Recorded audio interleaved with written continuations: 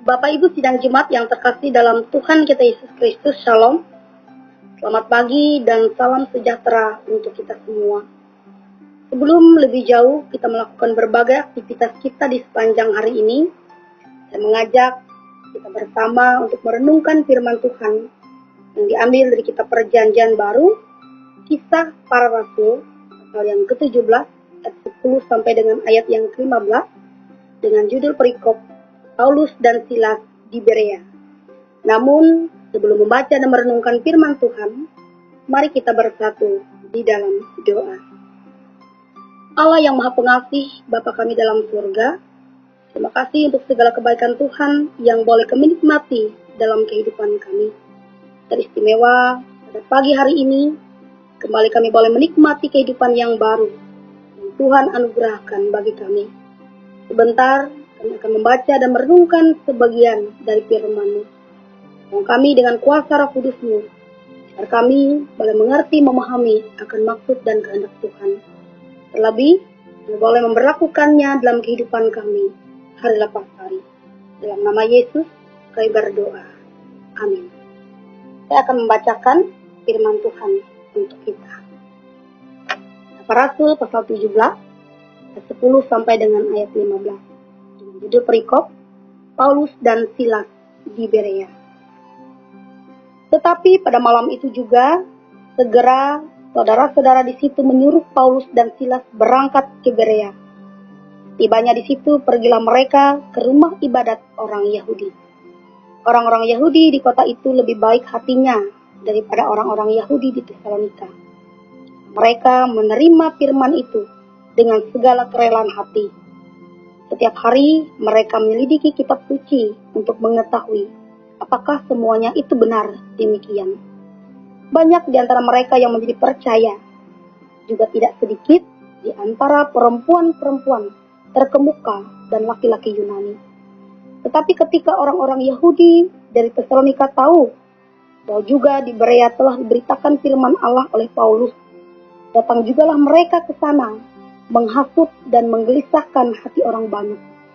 Tetapi saudara-saudara menyuruh Paulus segera berangkat menuju ke pantai laut, tapi Silas dan Timotius masih tinggal di Berea.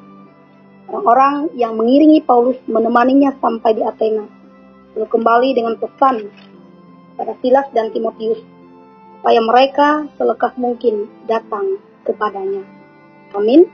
Untuk pembacaan firman Tuhan. Bapak Ibu sidang Jemaat yang terkasih dalam Tuhan kita Yesus Kristus, dalam kehidupan kita pasti ada yang namanya baik dan buruk, negatif dan positif.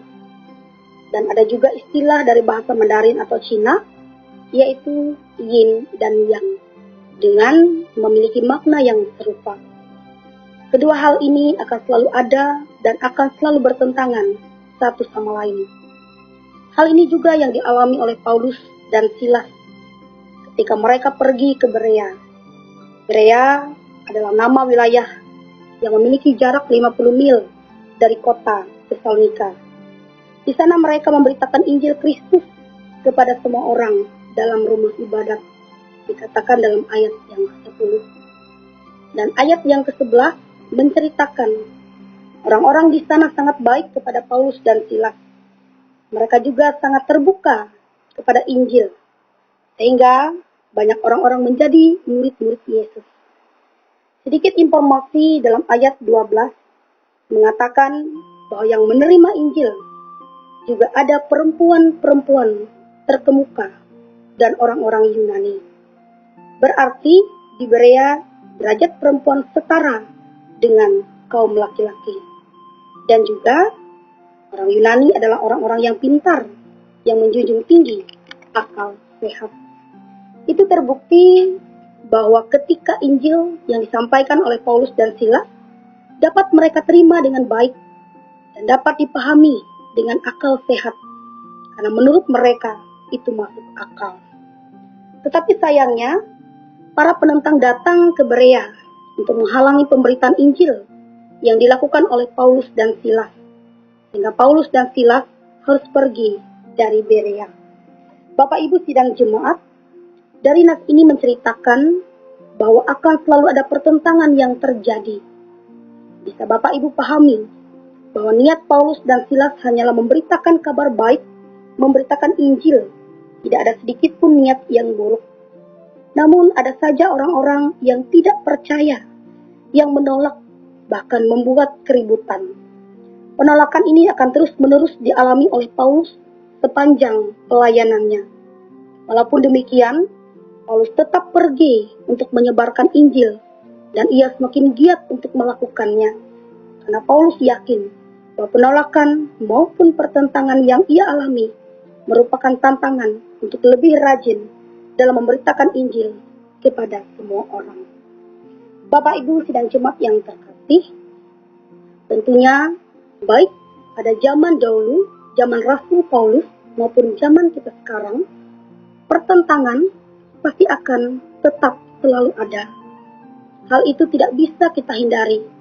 Contohnya saja, ketika kita memberitakan Injil, mengabarkan kabar baik, ataupun ketika kita berbuat kebaikan kepada orang lain, pasti akan ada penolakan yang akan kita alami. Namun peganglah kata-kata motivasi ini.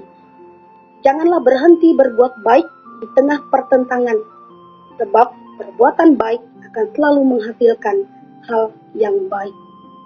Ada pula pepatah yang mengatakan seperti ini. Jika hal yang baik bagaikan cuaca cerah dan cuaca yang buruk bagaikan hujan, maka aku perlu keduanya untuk membuat pelangi. Artinya adalah, walaupun ada saja hal yang buruk yang mungkin terjadi dalam pelayanan kita, tetapi hal yang tidak baik tidak selamanya buruk. Jadikan itu sebagai motivasi dan kekuatan supaya kita tetap tekun dalam pelayanan kita. Karena pelayanan di dalam Tuhan itu tidak pernah akan sia-sia. Tuhan akan memperhitungkan pelayanan kita. Seperti firman Tuhan di dalam 1 Korintus pasal 15 ayat yang ke-58 mengatakan demikian. Karena itu saudara-saudaraku yang kekasih, berdirilah teguh, jangan goyah, dan giatlah selalu dalam pekerjaan Tuhan, sebab kamu tahu bahwa dalam persekutuan dengan Tuhan, jerih payahmu tidak sia-sia. Bapak Ibu yang terkasih, itu artinya, walaupun ada banyak tantangan yang akan kita alami dalam pelayanan kita, ataupun tantangan ketika kita melakukan kebaikan, tapi kita percaya bahwa Tuhan tidak akan meninggalkan kita. Tuhan akan menyertai, menolong, dan memampukan kita. Yang pasti, apa yang kita lakukan untuk Tuhan atau di dalam Tuhan, itu tidak pernah sia-sia. Amin untuk firman Tuhan. Mari kita berdoa. Tuhan, terima kasih untuk firman-Mu yang baru saja kami dengarkan. Mampukan setiap kami agar kami dapat melakukan firman-Mu dengan pertolongan dari Tuhan. Terlebih dalam pelayanan yang kami lakukan, walaupun banyak tantangan, pergumulan yang kami hadapi dan alami, tolong kami Tuhan, supaya walaupun dalam tantangan yang kami hadapi, kami tetap kuat, semangat dalam memberitakan kabar baik kepada orang lain. Karena firman-Mu mengatakan bahwa bekerja di dalam Tuhan itu tidak pernah akan sia-sia. Tuhan Allah Bapa kami, pada saat ini kami juga ingin berdoa secara khusus untuk jemaat GKE Tahujan Ontu. Diserahkan kehidupan jemaat-Mu ke dalam tangan pengasihan Tuhan. Berkati kehidupan mereka masing-masing, bahkan kehidupan rumah tangga mereka. Berkati mereka sebagai orang tua, dan mereka dapat menjadi orang tua yang baik, orang tua yang bijaksana dalam mengatur, dalam membina rumah tangga mereka.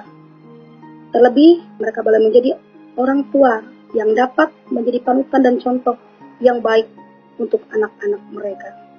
Berkati pula anak-anak sidang jemaat-Mu, mereka yang masih kecil, dalam masa tumbuh kembang, dan mereka kekuatan kesehatan, pertumbuhan yang baik, pertumbuhan yang sehat. Bahkan bagi mereka yang dalam pendidikan, Tuhan mengurniakan kepada mereka hikmat, akal budi, kepintaran, dan kepandaian. Hingga kelak ke depannya ya Tuhan, mereka boleh sukses dan berhasil dalam meraih dan menggapai setiap cita-cita dan impian mereka. Biarlah anak-anak sidang jemaat-Mu juga boleh bertumbuh menjadi anak yang baik, anak yang takut akan Tuhan, mengandalkan Tuhan saja dalam kehidupan mereka, sehingga kelak mereka boleh membanggakan orang tua, terlebih boleh menyenangkan hati Tuhan. Tuhan, kami juga berdoa bagi sidang jemaat-Mu yang sakit. Tuhan, Kau memberi mereka kesembuhan. Berkati senantiasa makanan, minuman, bahkan obat yang mereka konsumsi, bahkan juga pengobatan yang dilakukan, baik melalui tangan para medis, maupun cinta kasih keluarga, yang dengan penuh sukacita, memberikan semangat, memberikan dukungan, dan itu juga boleh memberikan pemulihan dan kesembuhan bagi mereka yang sakit. Kami juga berdoa bagi para janda duda, yatim piatu, dan lansia. Serahkan kehidupan mereka ke dalam tangan pengasihan Tuhan. Biarlah tangan kasih setia Tuhan selalu menyertai dan memberkati kehidupan mereka, memberi mereka sukacita dan kebahagiaan, umur panjang, dan juga mencukupi setiap kebutuhan mereka. Berkati juga usaha pekerjaan sidang jemaat-Mu, apapun yang mereka kerjakan dan lakukan, beri mereka kemudahan, beri mereka kelancaran, terlebih kekuatan kesehatan Tuhan berikan dalam hidup mereka. Dan kami percaya bahwa dengan kekuatan kesehatan yang mereka miliki, mereka dapat bekerja dan berusaha. Kami juga menyerahkan kehidupan sidang jemaat-Mu yang ada di jemaat GKI Hujan Untu, dalam mereka menjalani kehidupan mereka hari lepas hari. Bahkan kuatkan senantiasa iman, percaya, dan pengharapan mereka hanya di dalam Tuhan. Terlebih di tengah-tengah dan jemaat menghadapi pandemi COVID-19 ini, mereka tetap mengandalkan Tuhan saja dalam kehidupan mereka hari lepas hari. Ini doa, ini permohonan kami ya Tuhan. Kami alaskan di dalam satu nama yang berkuasa, sudah mengajarkan bersama-sama berdoa demikian. Bapa kami yang di surga, dikuduskanlah namamu, datanglah kerajaan-Mu, kehendak-Mu di bumi seperti di surga. Berikanlah kami pada hari ini makan kami yang secukupnya, ampunlah kami akan kesalahan kami, seperti kami juga mengampuni orang bersalah kepada kami. Jangan bawa kami ke dalam pencobaan, lepaskanlah kami dari yang jahat. Dan Engkaulah punya kerajaan, dan kuasa, dan kemuliaan, sampai selama-lamanya. Amin.